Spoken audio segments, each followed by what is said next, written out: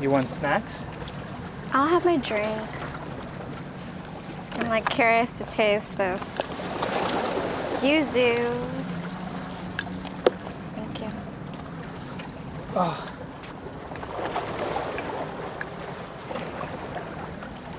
Oh. Oh my god, gorgeous. Huh. Aww. Oh. I have like chapstick on. Or do you want to try it? Yeah. Let me, like...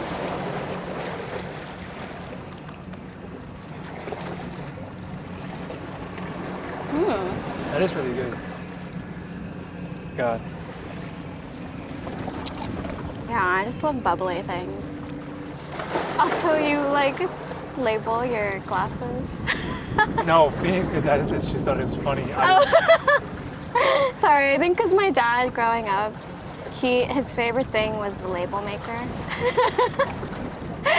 And like the weird Velcro things that connect wires, like that roll-up wires. Yeah, My dad was just obsessed with those two things growing up, so it was like an abundance of all of it. I can't believe they already had those like Velcro wire ties back then. I thought that's so new.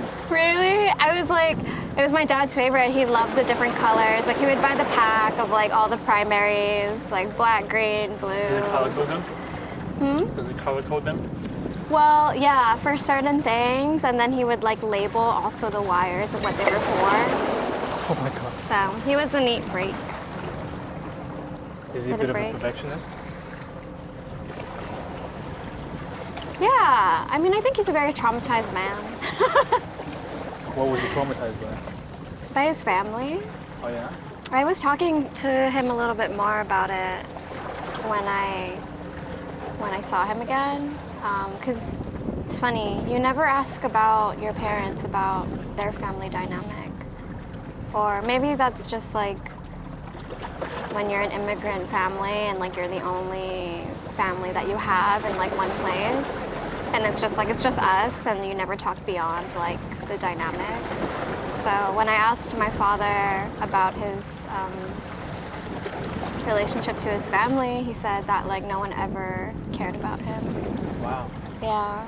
Or like, you know, helped him, and that he always had to like help himself. And so, yeah.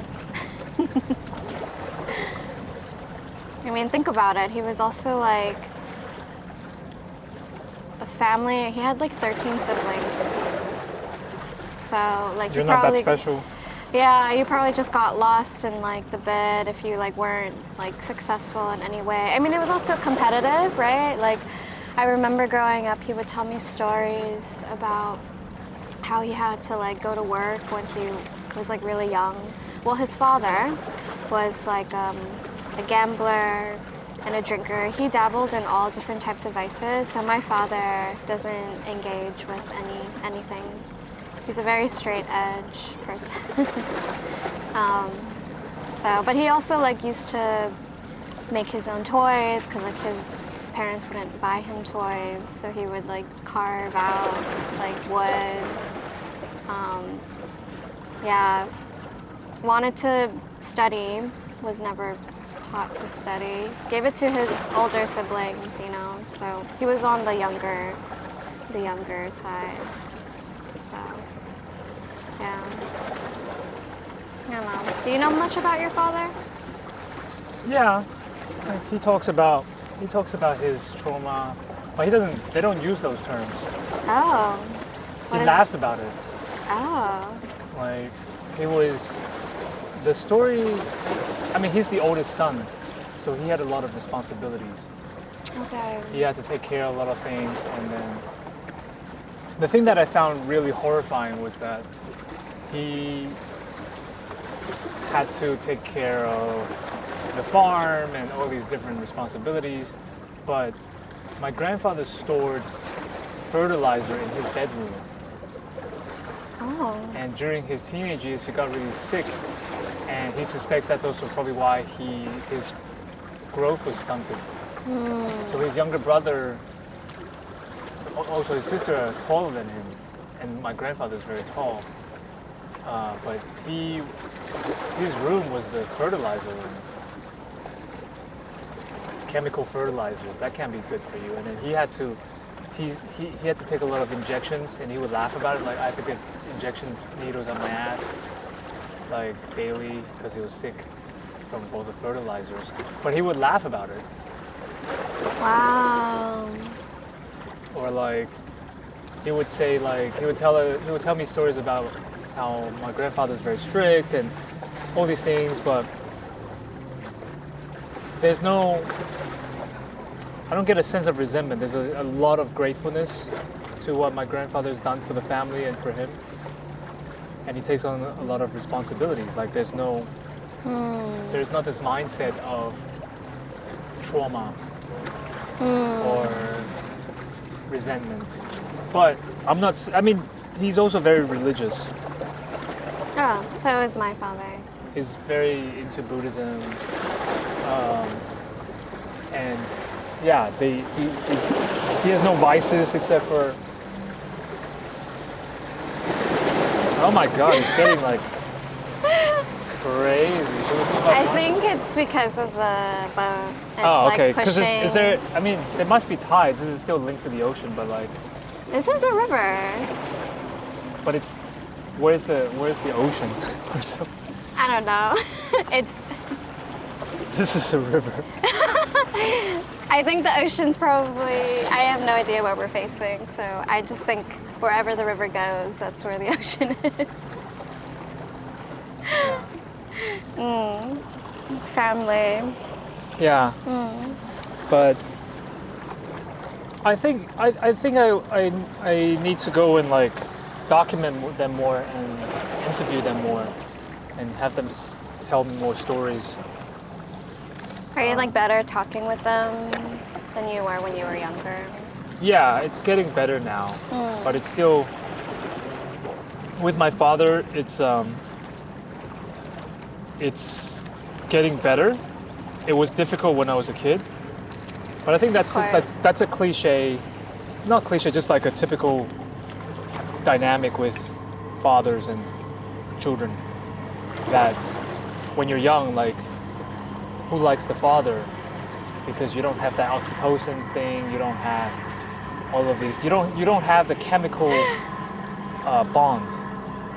You have it's just purely based on personality, but then at the same time they have responsibility, so a lot of times the men are forced to play the strict role, you know, to maintain certain kind of rules in the house, even if the mom could be stronger, but mom usually is associated with some kind of love and care and the breast and the milk.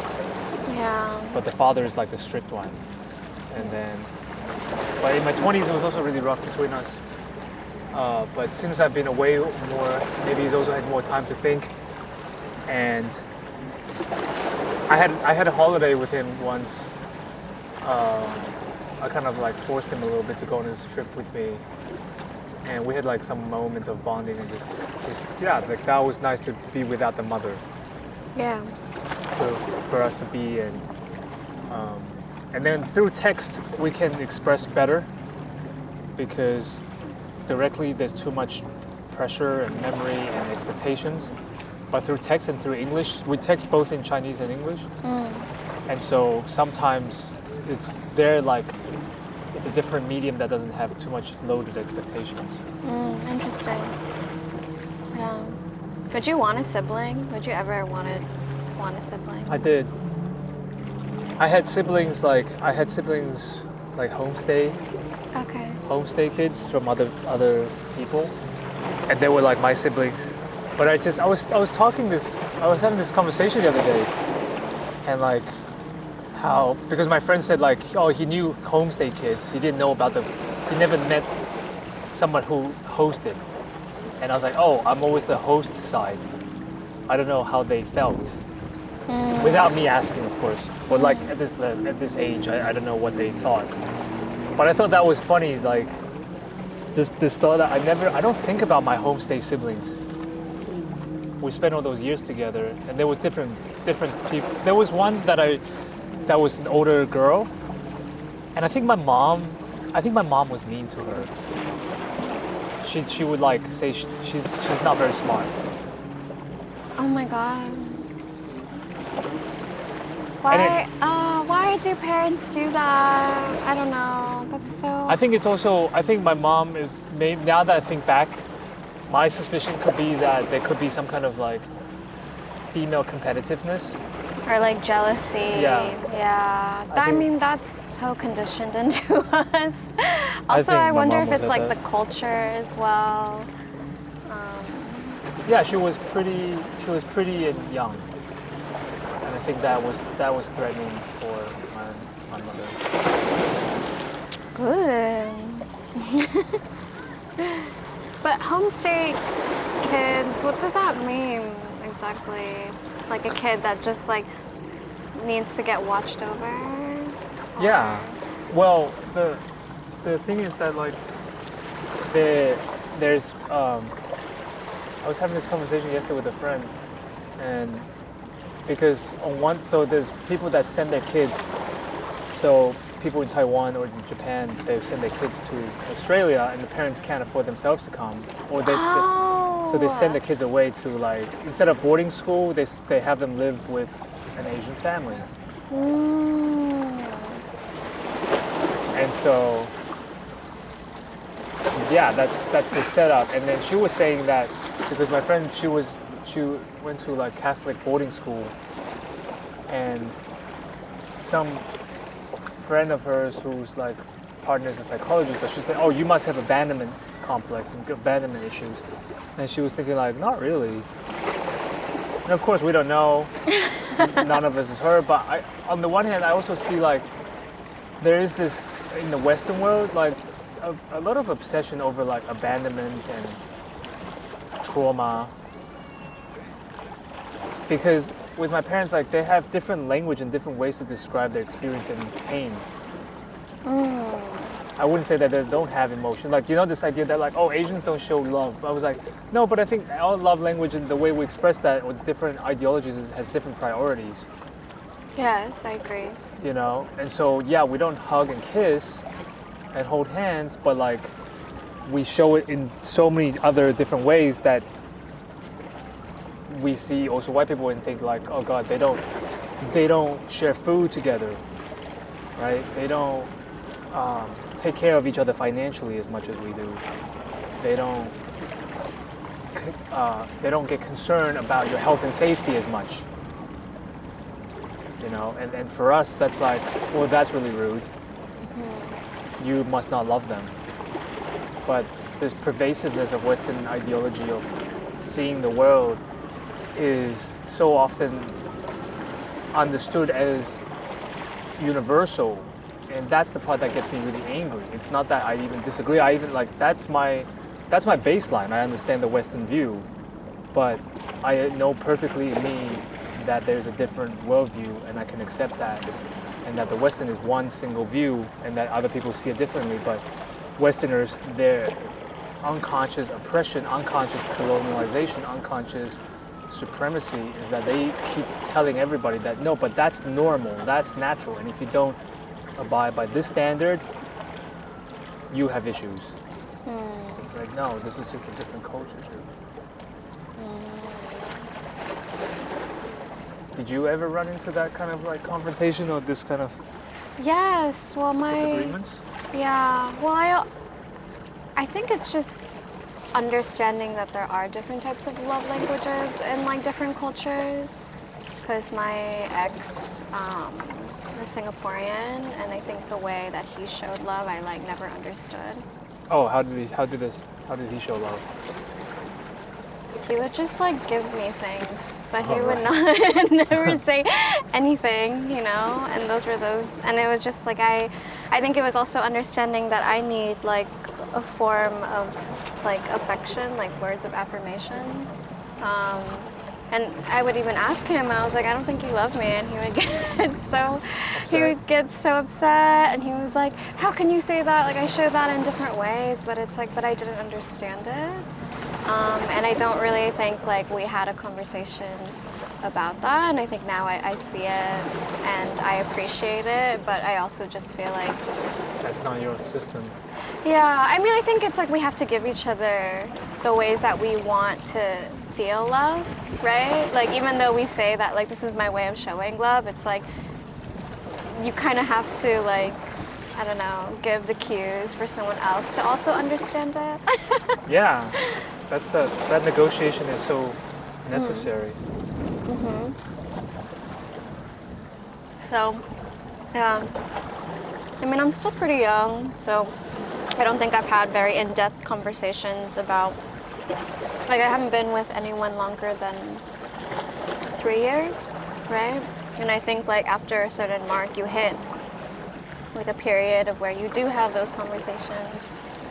So I don't think I've had that yet. It was always like, yeah. I mean, I do say 3, but it was like off and on, so I feel like it might have just ranged to 2 years. But yeah, that was always like my max. I never like been with anyone more than that. So. Yeah, at some point that, the chemicals wear off.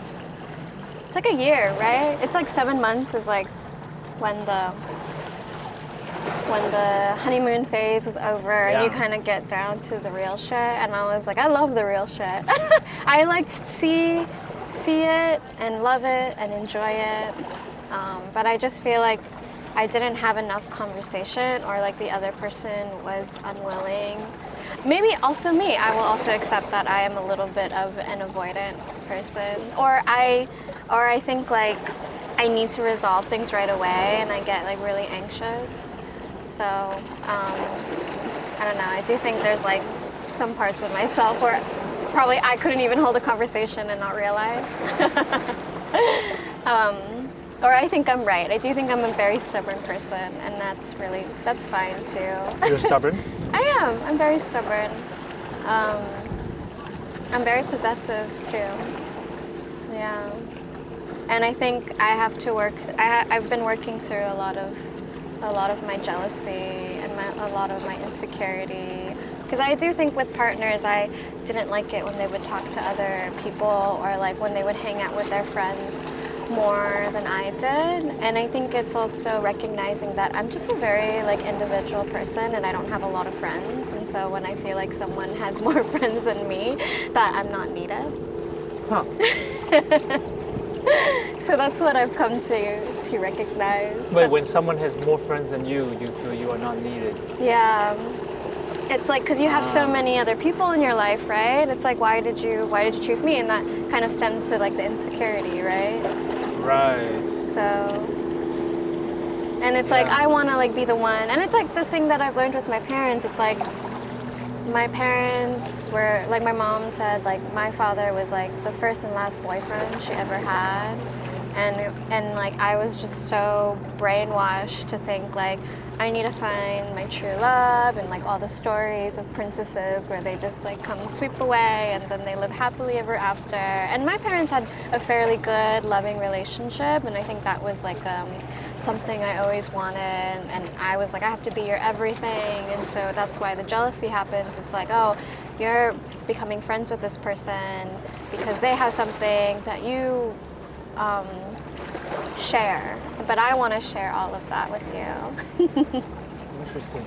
So that's like my way of seeing it and understanding it. But I think I'm trying to turn it into something where it's like, wow, I like really love that you're connecting with other people and like being really supportive in that way. So I sometimes wonder if I think the boat is like pushing the water. Oh my God.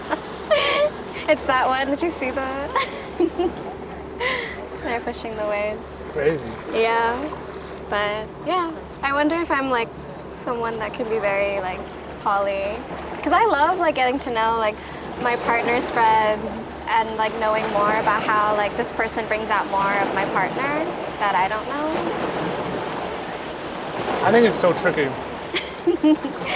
There's like sexual poly and then like emotional poly, and like it just takes so much negotiation and conversation. It just takes so much time. Yeah, but I think that's like,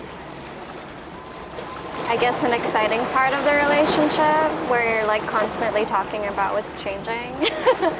And like, I don't know, the hard bits, you know, I do really like them. I don't know. I think it's like my favorite drug, right? It's like the highs and the lows. Huh. I do think I say love is like the most craziest drug of all. I think that's, and for me, that's also like a certain time of life. At some point, I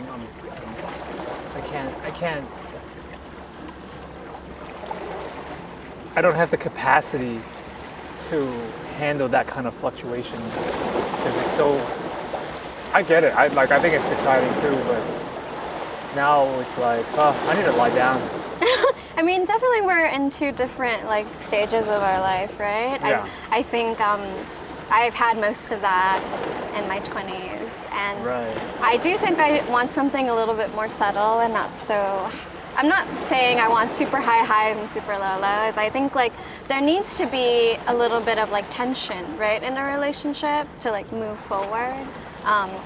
Like how they say, like having a stressor actually is like good for your body. Like when you put cold water on yourself, it actually gets you, you know, like the body and like nature needs that. So, you know, in its balance and harmony of it all. But yeah, but I also think like how can you see the good of things if you don't have the bad of things? So I guess it's just perspective, right?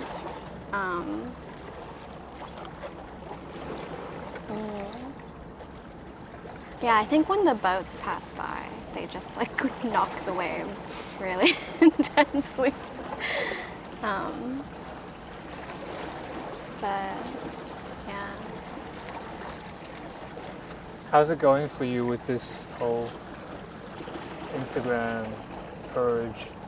I know these new laws passing. It's not new. I think they're just getting better at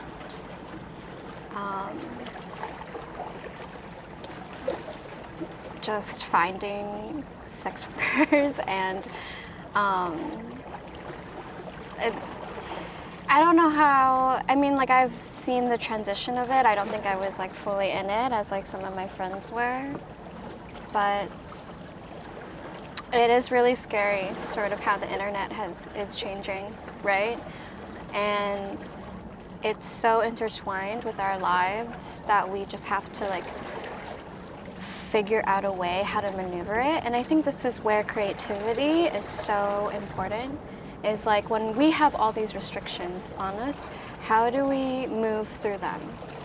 Because like we still want to be seen and take part in this society because we kind of have to. And so what are the ways can we maneuver these obstacles? And I think that's sort of where we can make it fun. I mean, it's really heart-wrenching and so funny that we have to kind of make ourselves more banal. But it is like, all right, like challenge accepted. I think that's the only way forward, right? And I guess it was very emotional for me in so many ways because it shows so much of their control over us as individuals and also our livelihood and our survival. Because like we always want representation, but then like what happens when you're constantly erased in every way possible in a place where you can be seen in a larger landscape? So yeah, it did affect me and still affects me like emotionally. How do you feel about companies and advertising that use the language of sex work or BDSM or these and then talk about pride or promote it to use the products, but then do you feel that it's unfair for you or for people that actually practice it? Of course. I think it's just kind of recognizing these origins, right? We're not paying a tribute to the people that actually did the hard work for making these things visible. And so when it becomes like consumable, then you're basically taking advantage of the people that actually like practice this in a very safe, you know, and this is for community. This isn't for like a regular consumer to just like buy. You can't just like buy it and be a part of it. Like you actually have to like abide by like what we believe in and what we choose to like. Is it choose? No, or like what we practice for our community to be safe. So, but.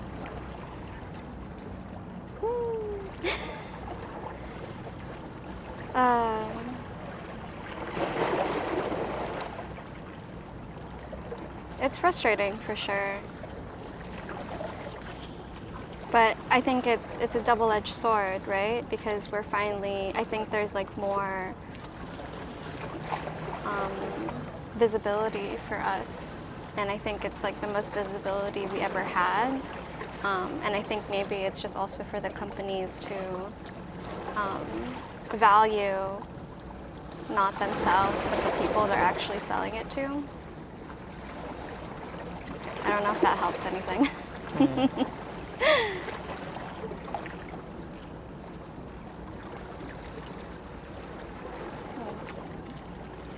Yeah, but do you see a shift in how like media is moving? I have a much more negative view on it, I think. It's gonna get worse, and it's much worse in my lifetime already. Just my experience over the years is just worse and worse.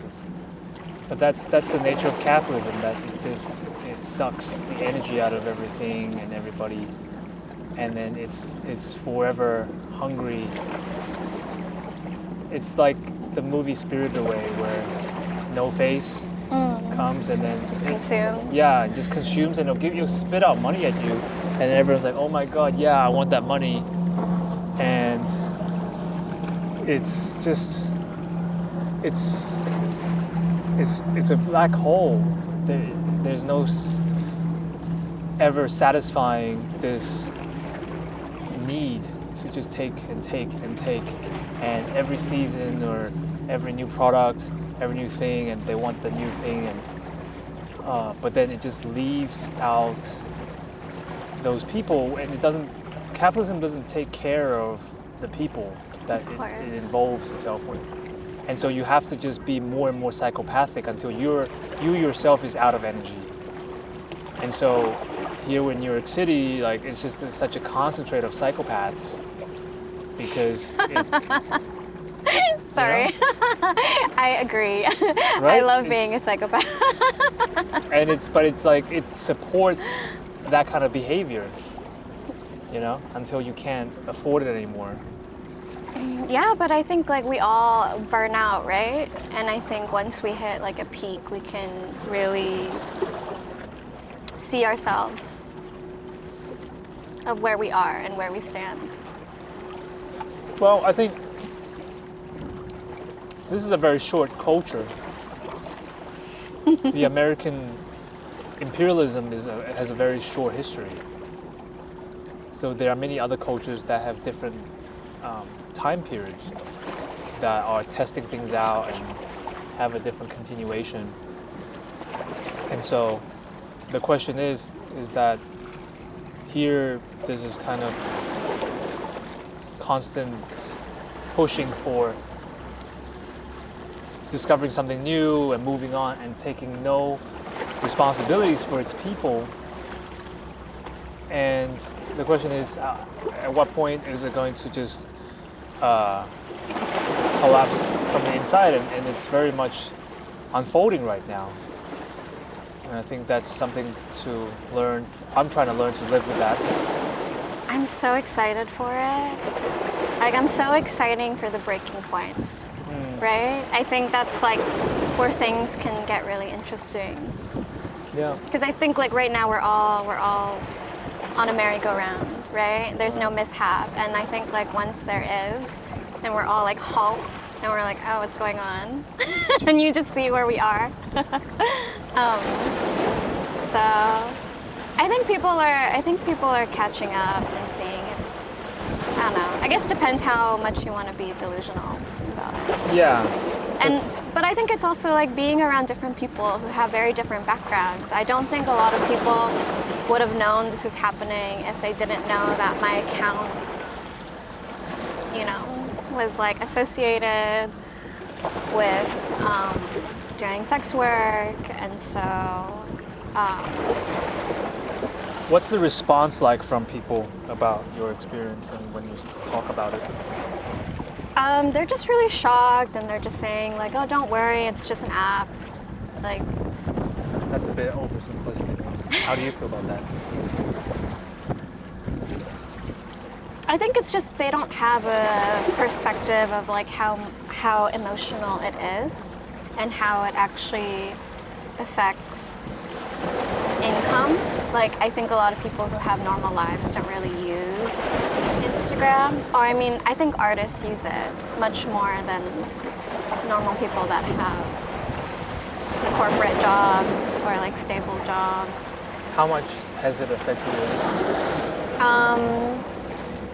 Significantly. I think also because Twitter has also been a shit show. I think, what's his name? Elon added like a limit to how much you could like see on Twitter. So he constantly keeps adding like new things. And so the algorithm is actually a lot more different and difficult than it was before.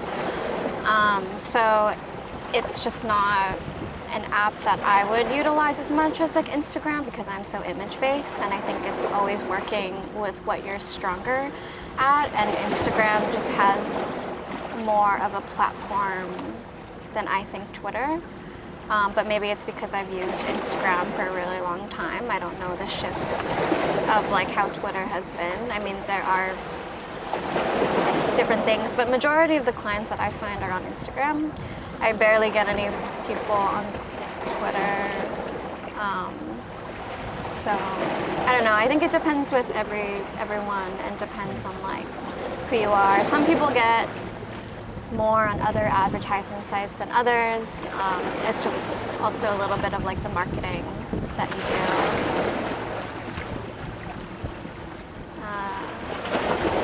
But yeah, also like I sold my prints on Instagram as well, and that's another thing. And like for my account to be private, that was something that I was really sad about, because I don't think I would have much range of people finding me than before. How do they know that? Do you say that you are a sex worker on your account? How do they know that you are? So I post all my erotic work without censoring the nipple, because before, in 2016, they accepted like nipple out. There was no sort of censorship, and I was like, ooh, this is exciting, you know, and then I was just posting my work as normal. And I think by 2018, they flagged it, and then I think I just didn't know it was going hand in hand with Pasta Sesta. And I think I had a escort friend at the time who was talking about it.